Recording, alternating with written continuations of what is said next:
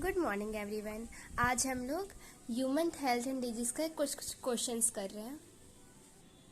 हमारा question first है, DPT is a vaccine for.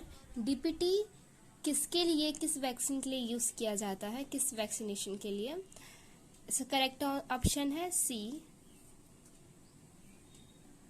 डायरोस, polio and tetanus. इन तीनों के लिए डीपीटी का वैक्सीनेशन यूज किया जाता है।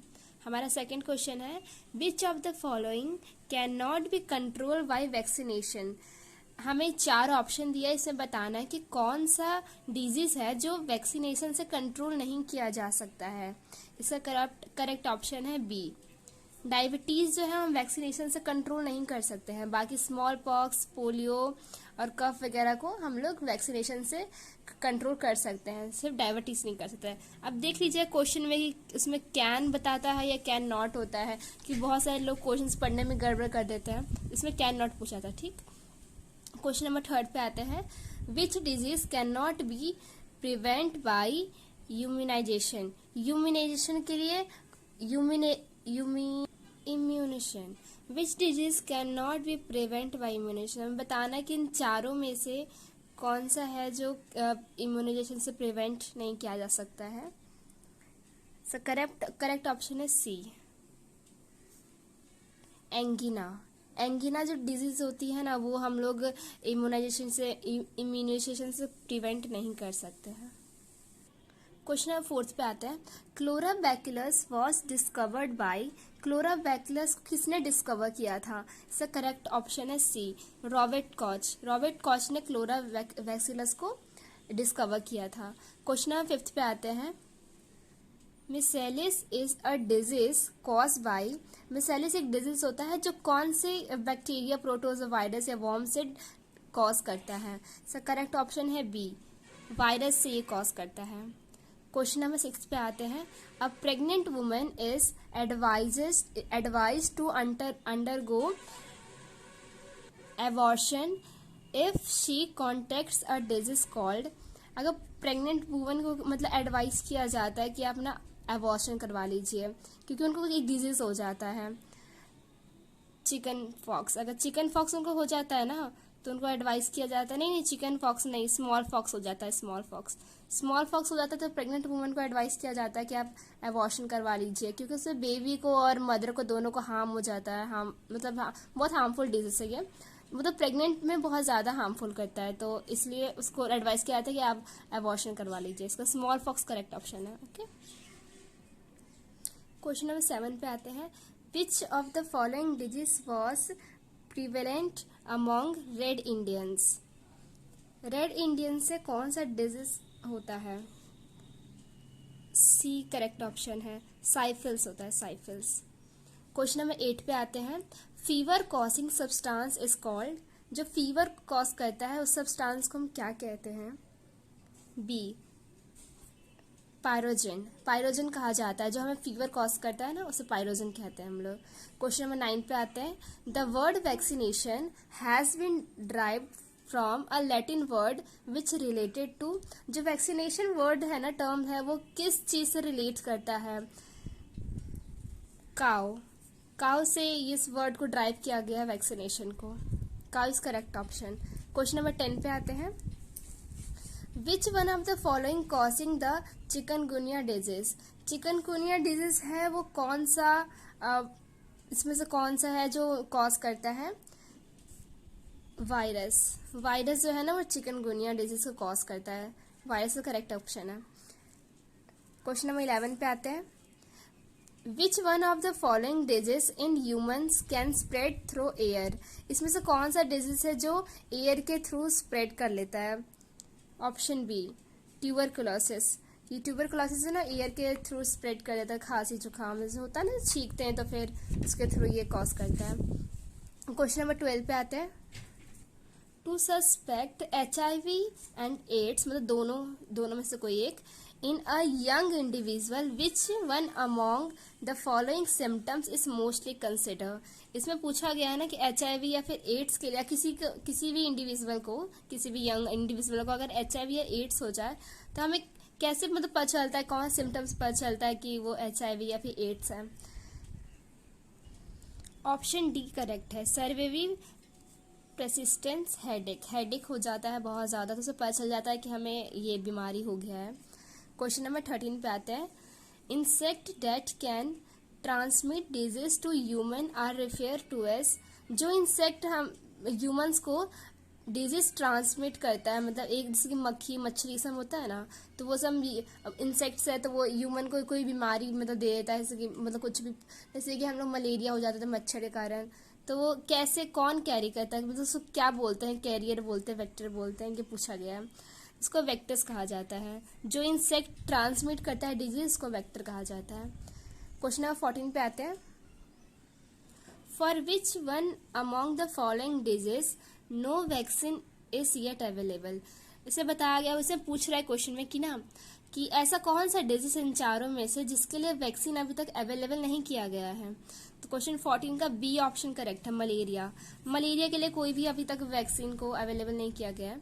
क्वेश्चन नंबर 15 पे आते हैं, mosquito can be a vector for following disease accept, इसे बोला गया कि मॉस्किटो वेक्टर हो सकता है, वेक्टर कौन होता है, वही जो इंसेक्ट जो ट्रांसमिट करता है डिजीज ह्यूमन को, तो इसमें बोला गया कि कौन सा वेक्टर है जो इस डिजीज को एक्सेप्ट नहीं, मतलब mosquito can be vector, mosquito vector हो सकता है अगर वो ये डिजीज को नहीं करता हो, ठीक है, वो वेक्टर हो सकता है, तो लेकिन हमें बताना है इसमें कि ना कौन सा डिजीज के लिए वो नहीं होता है, मॉस्किटो वेक्टर नहीं होता है, एक्सेप्ट पूछा है ना इसलिए।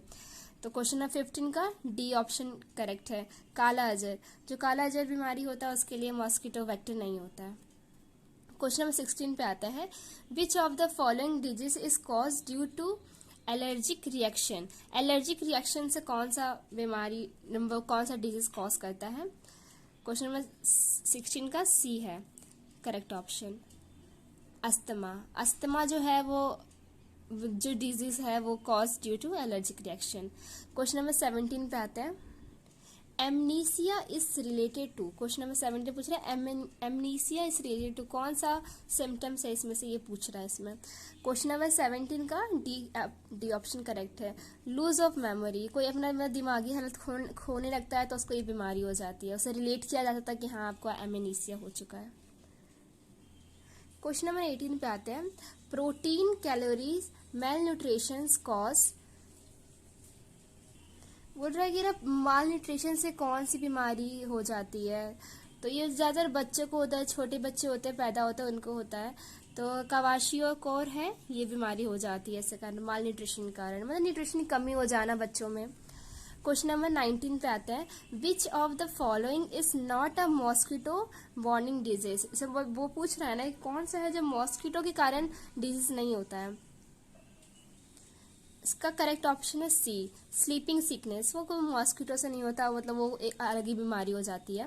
क्वेश्चन नंबर 20 पे आते हैं, विच of the following is the science dealing with tumour, tumour कौन सा, मतलब कौन सा ब्रांच है जो साइंस डील करता है, जैसे साइंस अलग अलग होता है ना, साइंस में बायोलॉजी फिजिक्स केमिस्ट्री हो गया, तो वैसे इसमें है, तो इसमें पूछा गया है कि जो ट्यूमर है वो कौन से साइंस के ब्रांच से डील करता है।